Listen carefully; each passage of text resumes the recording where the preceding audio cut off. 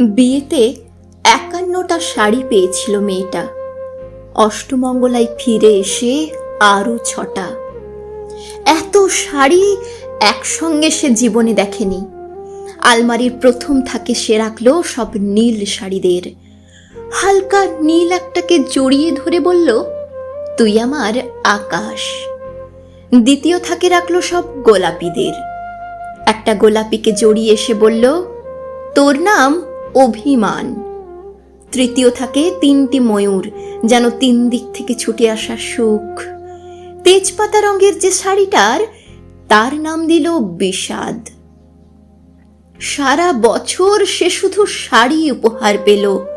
এত শাড়ি সে কি করে এক জীবনে পরবে?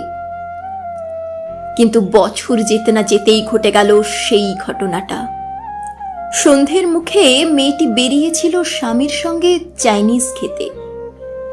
কাপড়ে মুখ বাঁধা ৩টি ছেলে এসে দাঁড়ালো। স্বামীর তল পেটে ঢুকে গেল ১২ ইঞ্চি। ওপর থেকে নিচে নিচে নেমে ডান দিকে, যাকে বলে এল। পড়ে রইল খাবার। চিলি ফিশ থেকে তখনও ধোঁয়া উঠছে। এর নাম রাজনীতি, বলেছিল পাড়ার লোকেরা। বিয়েতে ৫১টা শাড়ি পেয়েছিল মেয়েটা। অষ্টমঙ্গলায় ফিরে এসে আরো ৬টা। একদিন দুপুরে শাশুড়ি ঘুমিয়ে সমস্ত শাড়ি বের করে ৬তলার বারান্দা থেকে উড়িয়ে দিল নিচের পৃথিবীতে। শাশুড়ি পরিয়ে দিয়েছেন তাকে সাদা থান। ১৯ বছরের একটা মেয়ে, সে একা।